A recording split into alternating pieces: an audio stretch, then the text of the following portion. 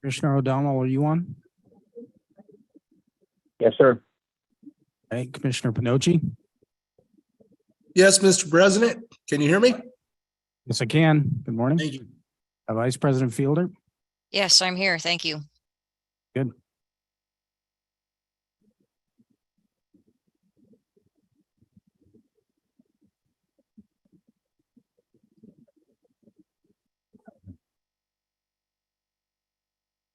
Good morning, everybody. The time is now 9:31 a.m. Today's date is Tuesday, June 27th, 2023. This is the time and place for our regularly scheduled business meeting. We are in the Bollinger Conference Room here, offices of the Public Service Commission. I call this meeting to order. My colleagues join me in reciting the Pledge of Allegiance.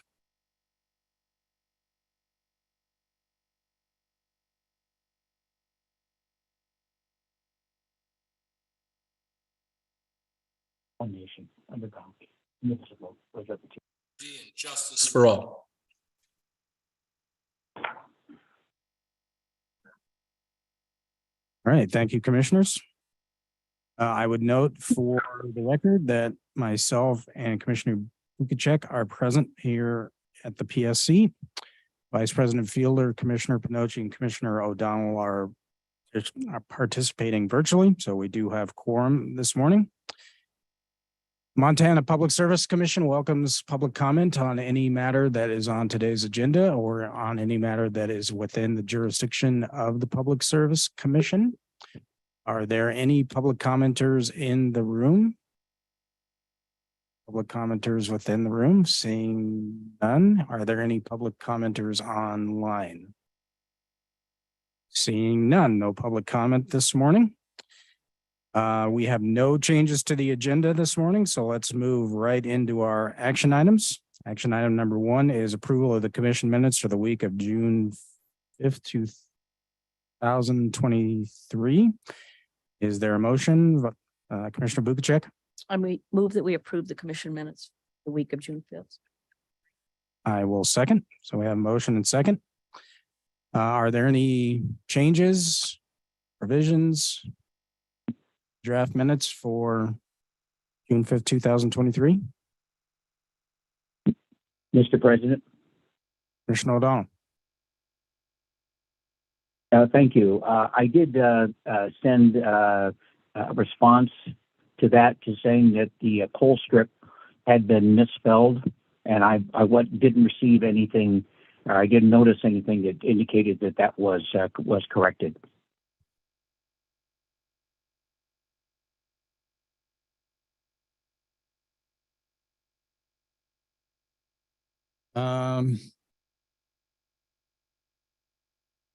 Oh, you're right. I see that. That has not been corrected. We can revise that on the final version of the minutes. It's in the public comment section. Great. Any other Thank you. proposed changes? Mr. President, I'll move to make that correction. Okay. Commissioner O'Donnell, do you want to second that? Yes, sir. I do. Okay. All those in favor of, is there any discussion on that motion? All those in favor of amending the public comment section of the draft minutes for the week of June. Spelling of coal strip. Signify by saying aye. Aye. Aye. Aye. All those opposed signify by saying no. Seeing no opposition, that motion carries. Any other proposed changes to the draft minutes of week of June 5th? Seeing none, all those in favor of adopting the minutes as amended signify by saying aye. Aye. Aye. Aye. All those opposed signify by saying no.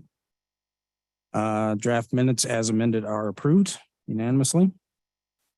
Just let me take a moment to commend staff. They did on these minutes. This one was a challenge, given all the blue book policy visions we did at the June 6th meeting. Thank you to the staff. All right, let's move into the work session. Session item number 1 is the complaint of Chris Morgan. Commission is here to determine whether Chris Morgan's complaint substantially complies with the commission's rules and should be served on Northwestern Energy. Palco. Good morning. Good morning, President Brown, commissioners. Before you today is a draft notice of commission action to determine which determines if the complaint of Christopher Morgan substantially complies with commission rules. After evaluation of Christopher Morgan's complaint in Montana Administrative Rule 38.2.2102 regarding the contents of complaints, the commission staff believes that the complaint is substantially compliant with commission rules. Before proceeding to a recommendation, I have identified 2 necessary edits to the draft before you. The first is that the title of this document should be Notice of Commission Action, not Notice of Staff Action. And the second is a deletion of the heading Procedural History. Staff recommends adopting this notice as drafted with the 2 corrections identified and allow for staff to make any other non-substantive changes as necessary. Mr. Palco. I will move to have the commission accept Chris Morgan's complaint as being consistent with commission rules and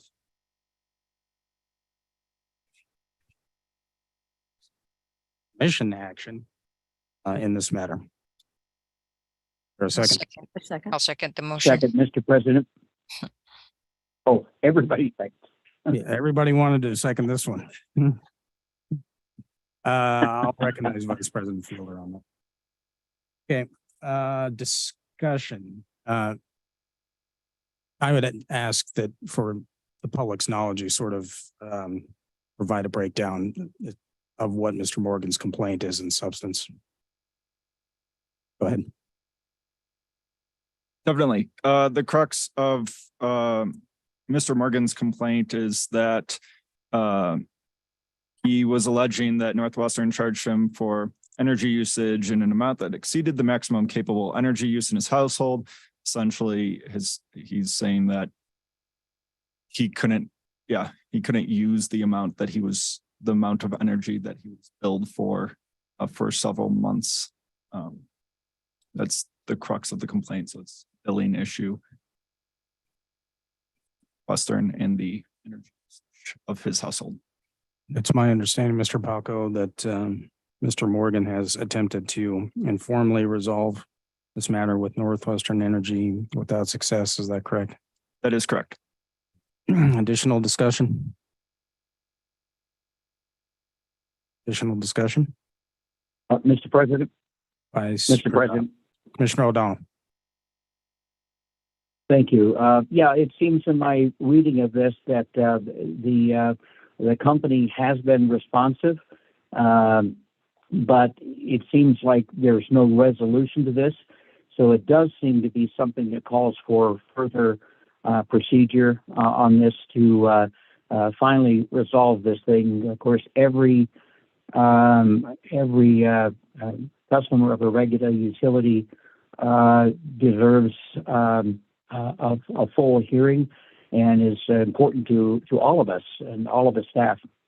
So I say this in order to support the motion and to come to a resolution of this. It seems to be quite a variance in the 2 records there, and I would like to personally see the resolution of this, Mr. President. Thank you, Commissioner O'Donnell. Additional discussion? Seeing none, all those in favor of my motion to have the commission issue the notice of commission action accepting the complaint of Mr. Morgan requiring Northwest Energy to answer the complaint, signify by saying aye.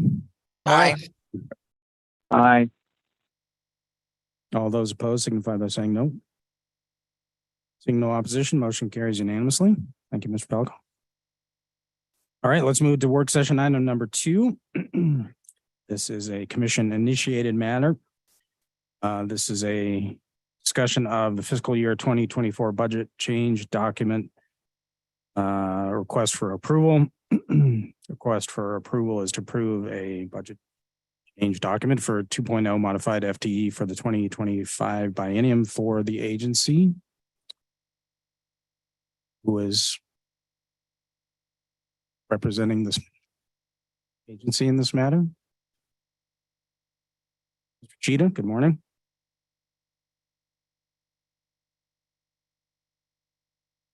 Mr. President, Commissioners, good morning. The issue is fairly simple, straightforward. We have a need for this budget change document to approve the 2.0 FTE. We understand that the commission is going to have to absorb the costs within their budget. There's no budget allocation for that, but in order to comply with requirements, we had to have commission action on this particular item prior to the end of the fiscal year, therefore necessitating this item to come up before the commission today. Okay. Before we move on that, can you describe what the 2 modified FTE positions are? With your permission, Mr. President, I'd have Stacy Litchauer come up and speak a little bit more. Absolutely. Thank you. Litchauer?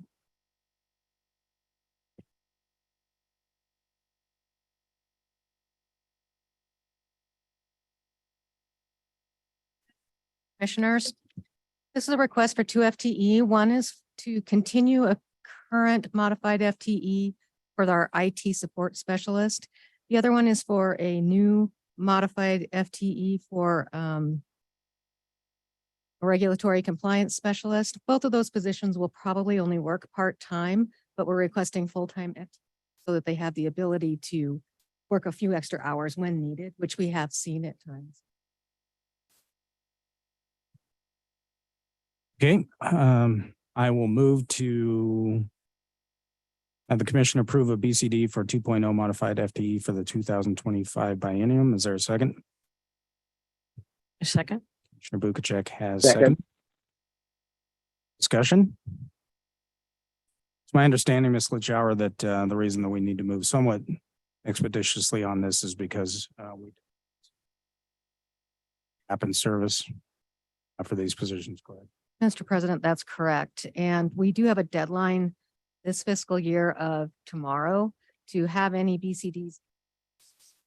We'll be able to enter them later, but they won't be processing any until after the fiscal year closes closer to the end of July. Okay. That would require a gap in there where. Okay, thank you for answering that question. I would just note, colleagues, that these 2 modified positions have been extremely helpful on an ongoing basis in operations of the agency, particularly providing relief to some of our full-time staff. As you know, we had a very, very busy first 6 months of the year, and folks helped carry the administrative load. So I would encourage you to support my motion. Additional discussion?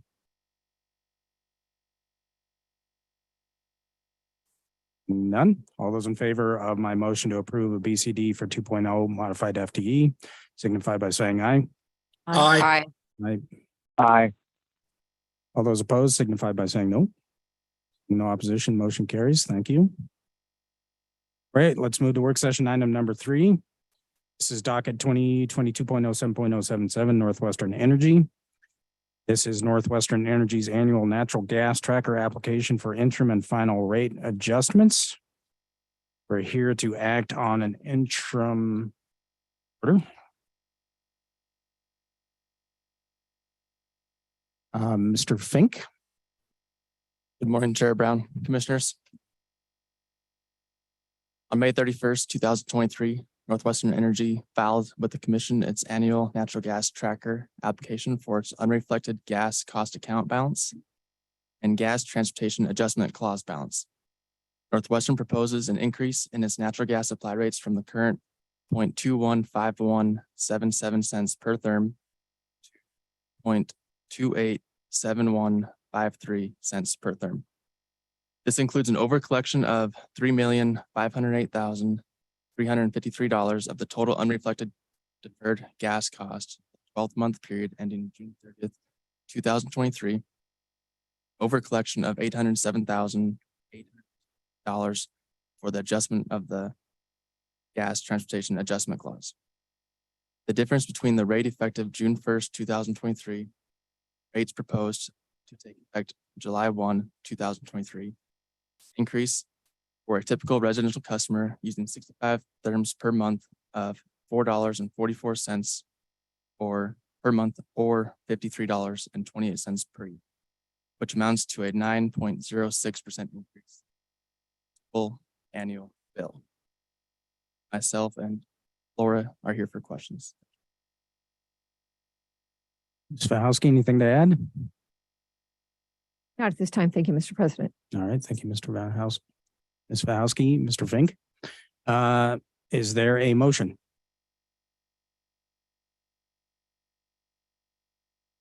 All right, I would move to approve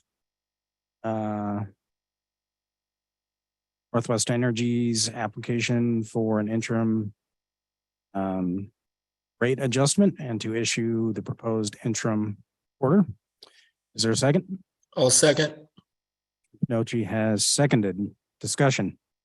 I have a question, Mr. Fink. You have the draft order in front of you by any chance? I do. All right, can you turn to paragraph 11 of the draft order? It'd start with the words in conjunction with its supply rates. Are you there? I'm there. Okay. Maybe the easiest way to ask this question is to ask you to explain what this paragraph does. Is this a change in normal operating method?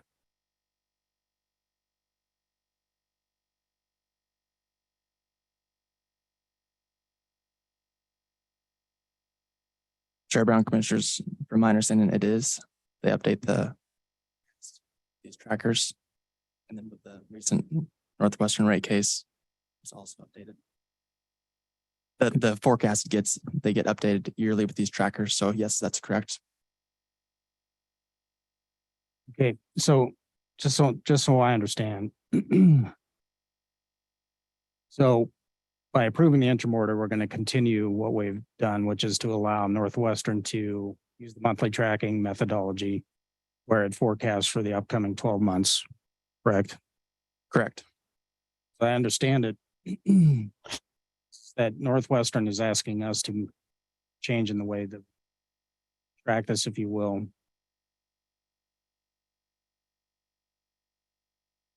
So that we're basing it on a monthly calculation instead of a rolling 12-month forecast.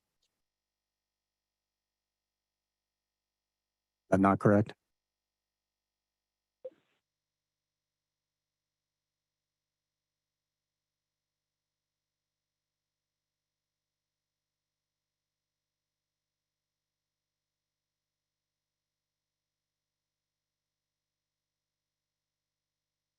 Yes. Interpreting that language, it would. Correct. Mr. Rosequist, do you have anything to offer on this? According to that sentence, that is correct. You are right. But Hold on one second, please, Mr. Fink. Mr. Rosequist.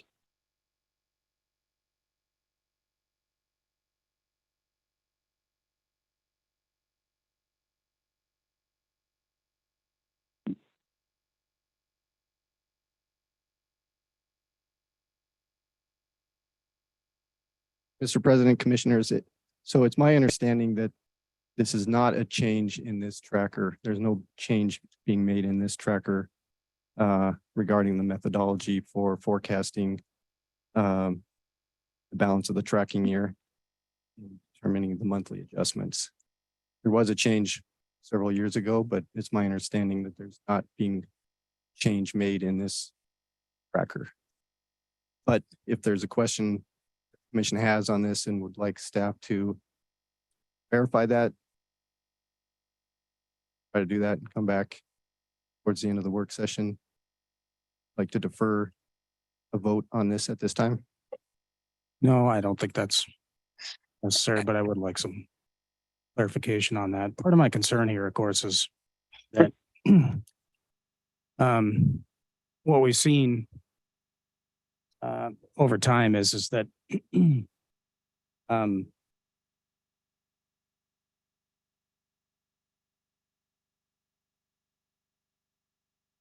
when we use a monthly tracking mechanism, it is a better, if you will, mechanism because it informs the customers of what the true cost of what they're paying for is and captures real time as opposed to delaying some of these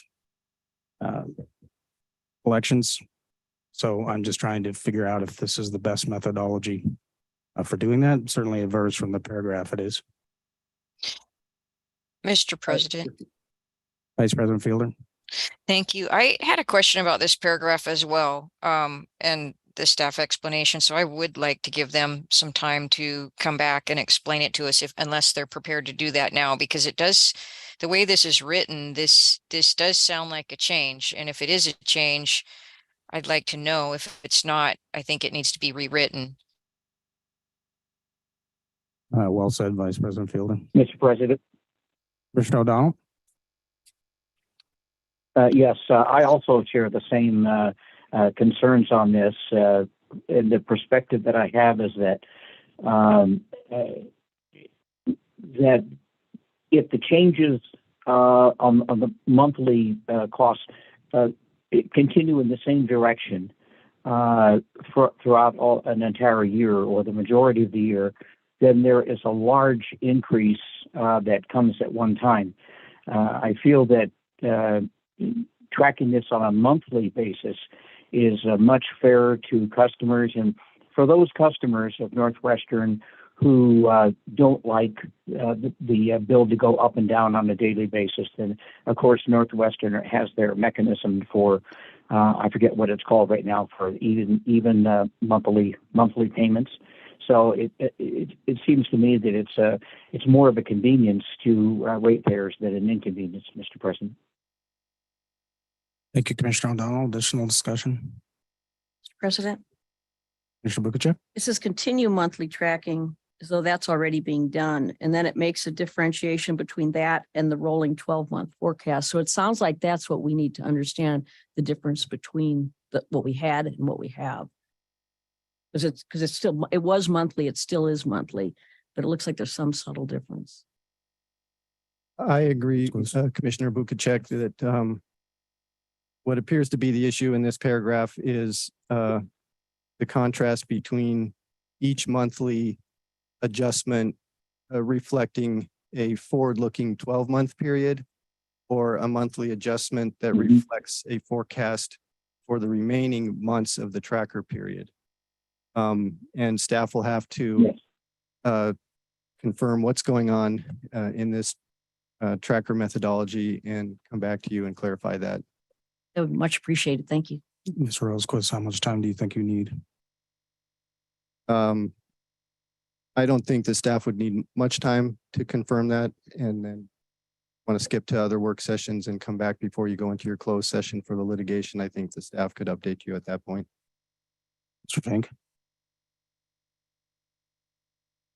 Chair Brown, I think that's a reasonable approach. Okay. I'm going to withdraw my motion then, which will reset this matter. We will then defer this matter to later on in this business meeting and revisit this issue. Okay, thank you. All right, let's move to work session item number 4, which is docket 2023.06.055 MDU. This is MDU's application to implement a fuel and purchased power cost tracking adjustment. We're here to act on an interim order. Ms. Umstead, good morning. Good morning, President Brown, Commissioners. On June 16th, 2023, in docket number 2023.06.055, Montana Dakota Utilities submitted its fuel and purchase power cost tracking adjustment pursuant to the terms of its rate 58 tariff. This tracking mechanism was established to allow MDU to address the cost of fuel included in base rates for monthly fluctuations in costs. These fluctuations are trued up on an annual basis, which is seen in this current application. Order requests a total cost of fuel and purchase power of 2.256 cents per kilowatt hour for primary service customers and 2.236 cents per kilowatt hour for secondary service customers. Compared to current rates currently in effect, this is a decrease of 0.012 cents per kilowatt hour for primary service customers and an increase of 0.017 cents per kilowatt hour for secondary service customers. The proposed rates include adjustments for the current fuel and purchase power cost, the unreflected fuel cost, and the PSC and MCC tax. The new rates will be effective July 1st, 2023 through June 30th, 2024. Staff recommends approval of the draft interim order. And please note that as this is an interim, staff is currently conducting an in-depth review with subsequent discovery. And Laura and I are available for any questions you may have. Thank you. Thank you, Ms. Homestead. Ms. Wahowski. Thank you, Mr. President. Nothing to add at this time. All right, very good. Is there a motion? Yes, Mr. President, I move we support staff recommendations. Okay, which is to act on and issue the interim order. Is there a second? I second. All right, Commissioner Bukacek has seconded. Discussion?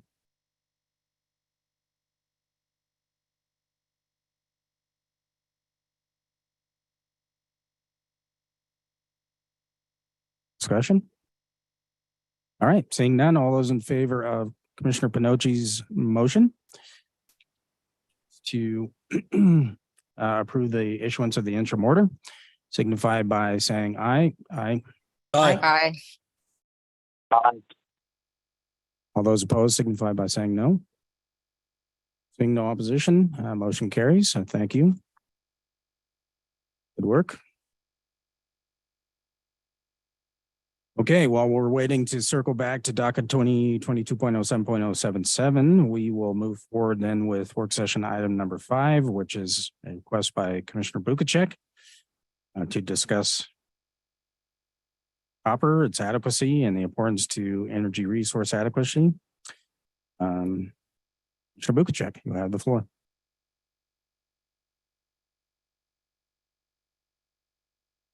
Appreciate the opportunity, Mr. President, and this should be less than 10 minutes long. But want to thank the staff for helping me to make the slides look beautiful and functional. So copper adequacy, if you could go one. Oh, I didn't click anything. There we go. So this is in reference to, in part, it relates to the PSC resource adequacy docket 2/22.09.087 initiated by Commissioner O'Donnell last September. And also, as President Brown said, how copper adequacy relates to the energy transition. So studying and educating others about resource adequacy is within the purview of the PSC as we strive to ensure that ratepayers have continued access to utility services that are affordable, reliable, and sustainable. If we don't have adequate resources, obviously we can't ensure any of the above. So one of the duties, the PSC duties related to resource adequacy, analyzing public utility integrated resource plans, IRPs, identifying possible deficiencies in ability to meet demand in cost-effective fashion, and ways to remedy the deficiencies. Part of our job. So most of the data and the graphs that I'm going to include in this is the International Energy Agency slides. The ones that are not put out by them will probably be pretty obvious. This agency was created in 1974 to help coordinate a collective response to disruptions in the supply of oil, but it has since then expanded its focus out of necessity. And this is a quote from their website, from the IEA website: taking an all fuels, all technology approach, the IEA recommends policies that enhance the reliability, affordability, and sustainable of energy. It examines the full spectrum of issues, including renewables, oil, gas, and coal supply and demand, energy efficiency, clean energy technologies, electricity systems and markets, access to energy, demand side management, and much more. So they put out an executive summary on the role of critical minerals in clean energy transitions. extremely interesting and talks about the rapid development of clean energy technologies as part of transition implies a significant increase of demand in the different minerals that you can see on that graph. So solar photovoltaic plants, wind farms, and EVs require more minerals to build than their hydrocarbon-based counterparts. Typical EV requires 6 times the mineral resources of conventional cars. Onshore wind plant requires 9 times more mineral resources than a gas-fired plant. And these are the tables that come from the IEA. Excuse me, summary. Mr. President, Commissioner Bukacek, I'm sorry to interrupt, but your slides, I can see they're advancing in the commission room, but they're not advancing on the screen. Can we get staff to have the slides advance as you advance them? Because we're still stuck on slide 1 on screen, on the Zoom screen.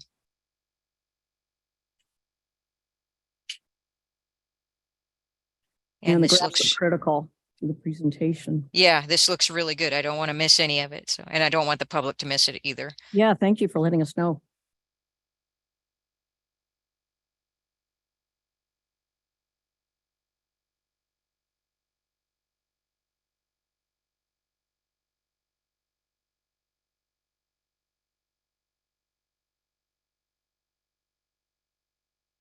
Other commissioners, are you having the same problem?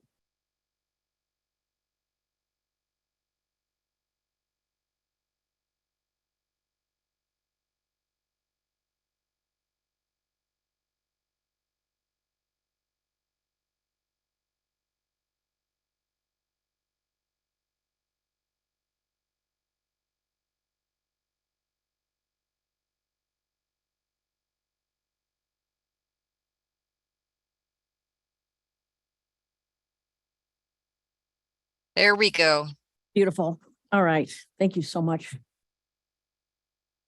So you can see on these graphs, the different elements and different minerals that are needed in conventional cars versus EVs, and then the various sources of hydrocarbon fuel versus the other, renewables. And so, and the blue there is copper, and we're talking about copper today. And you can see that it's prominent in really all of the sources of energy that we're talk about.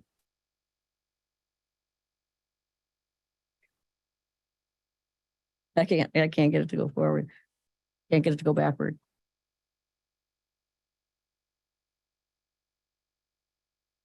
So why is copper so prominent in these graphs? Why does the IEA call copper the cornerstone for all of electricity related technologies? Copper's amazing. It's the greatest thermal and electrical conductor of any non-precious metal. It has less weight, less volume, so less mass needed. There's no obvious substitute for copper. For example, aluminum wire conducts 61% of the electricity that copper does. 65 pounds of copper in the average car, over 400 pounds of copper in a typical home. Cables, wiring, motors, conductors, transformers, other power enabling products all contain a lot of copper. Millions of feet of copper wiring are needed to extend. I can't read the screen. It's reflecting poorly. Angle.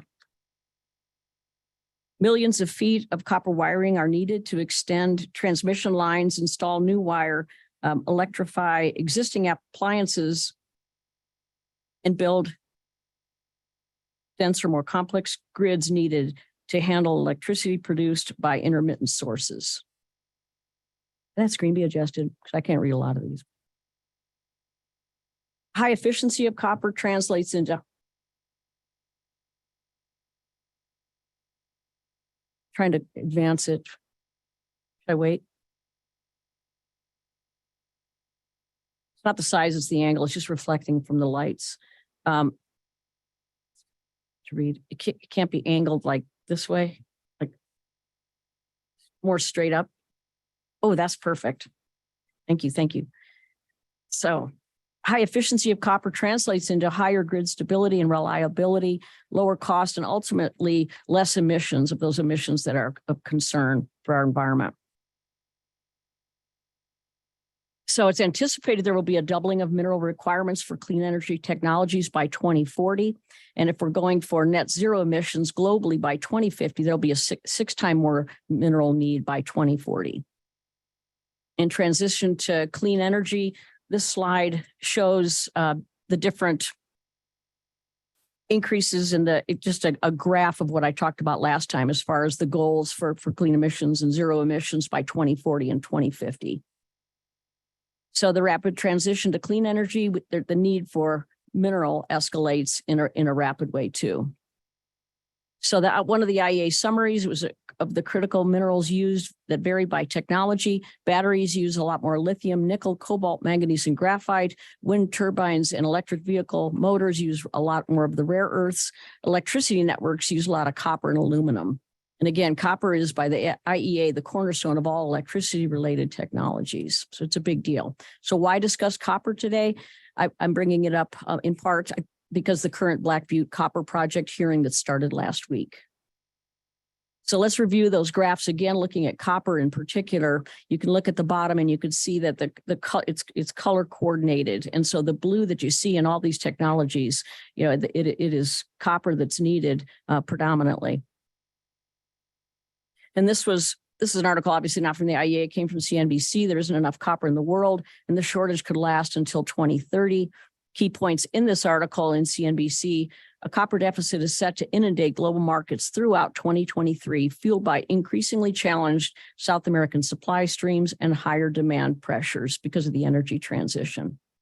These are a couple more that also weren't from the IEA, but they're just graphs that show that eventually our demand is going to outstrip our supply of copper. It's being estimated by everybody that I read said the same thing. So the IEA, another part of the IEA summary, as energy transitions gather pace, security of mineral supply is gaining prominence in the energy security debate, a realm where oil has traditionally occupied a central role. There were wars over oil, there are going to be wars over minerals. We don't do something to make things go better. Now this slide, one of them has to do with extraction and the other production of the different minerals. And you can see that especially in extraction, we're very highly dependent on China. But you can see if you look down at the blue that is the United States, both extraction and production, the United States is not doing much of anything in these areas compared to the rest of the world. So we are heavily, heavily dependent on these other countries. So, and this is another part of the summary: rapidly orderly transitions require strong growth in investment and mineral supply to keep up with the rapid pace of demand growth. Policymakers can take a variety of actions to encourage new supply projects. And the European Union, March of this year, they passed a Critical Raw Materials Act. The purpose was to ensure that the European Union have access to secure and sustainable supply of critical raw minerals, enabling Europe to meet its 2030 climate and digital objectives. And the EU is planning to pursue these objectives by coordination with third world countries. In the United States, looking at this slide, looking at everything else that I've read, we have plenty of copper in our country. It's a matter of being able to get access to it and utilize it, which is from the lawsuits, and that goes back to the Black Butte Copper Project. So the IEA has 6 key recommendations for a new comprehensive approach to mineral security. 2 of them on here are relevant to my topic today. One is ensuring adequate investments in diversified sources of new supply and enhancing supply chain resilience. So given the IEA information regarding current and future concerns about copper supply, demand, and security, and knowing the costs increase when having to outsource for copper, the value of using Montana sources of copper is clear. And that's it. Thank you. Thank you, Commissioner Buchek, for a very informative presentation. Mr. Rosequist, do we have a status update?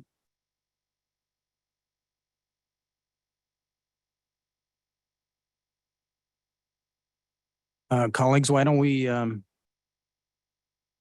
take a 5-minute recess, and then we'll reconvene at 10:15 a.m. Off the record.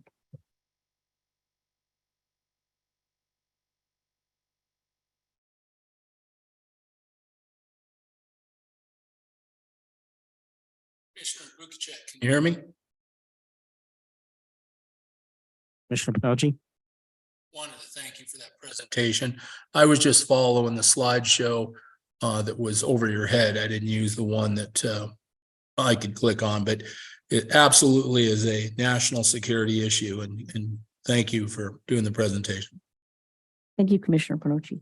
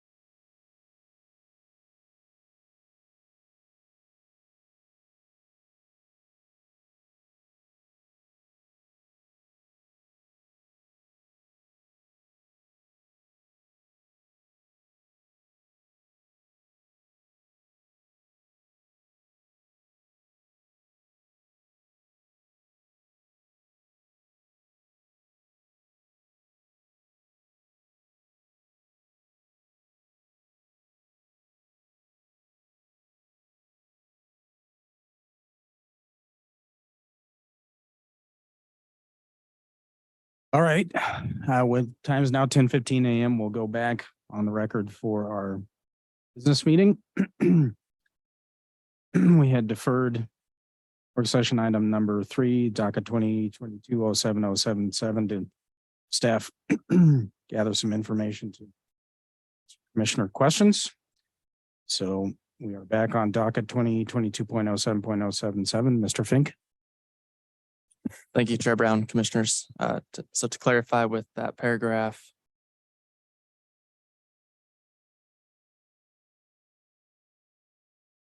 paragraph 11, there is no change happening with this filing. And to clarify, with the monthly calculations and filings, the balance is included in those calculations, whereas before it was a rolling balance. And so this helps dissipate the over under collection at the end of the tracker period. I do recall now thinking back when these tracker filings used to come in, there was a hefty over under collections before they started doing this. So that is what I found. And Laura, if she wants to add anything. Ms. Fahowski. Not at this time, Mr. President. Thank you. All right, so Mr. Fink, what I understand from your answer is that the methodology, if you will, that's contained in this paragraph 11 is a continuation of an existing tracking methodology. So there is no change in this order if we approve it. That's correct. Right, so then that begs the question of when did they go to this methodology? You know offhand? I don't know the specific answer to that. If I had to take a guess, I could guess, but I don't want to guess. Okay.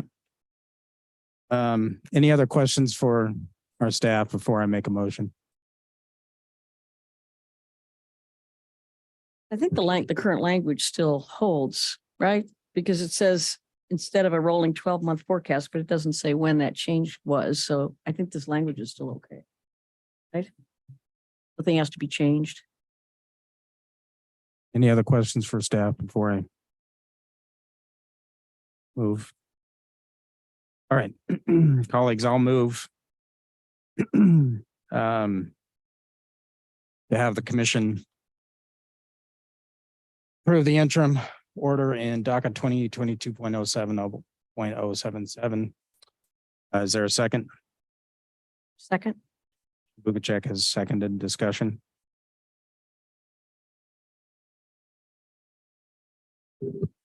Discussion.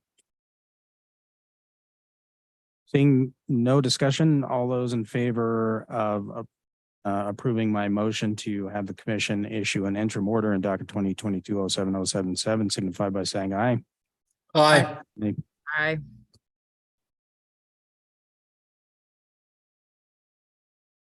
Commissioner O'Donnell, did you vote? You still on?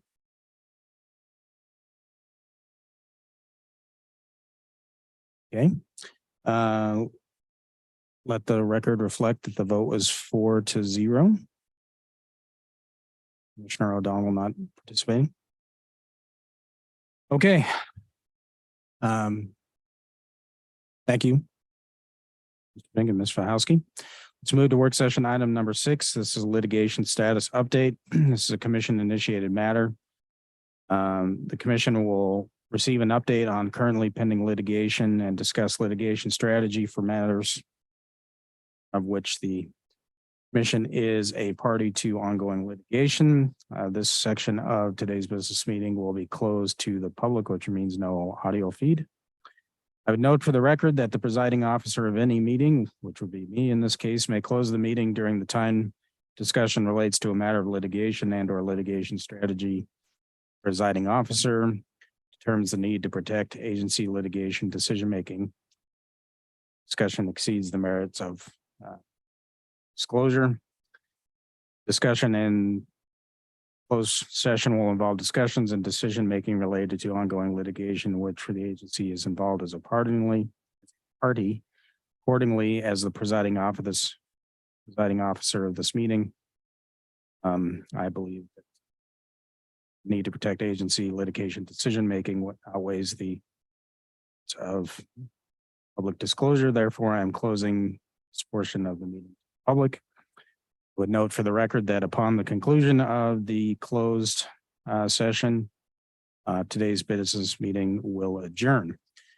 Before we go into closed session, I will note for the record that there will be no commission business meeting on Tuesday, July 4th. Obviously, that's our Independence Day. So our next commission business meeting will be July 11, 2023. All right, and we will move into closed session.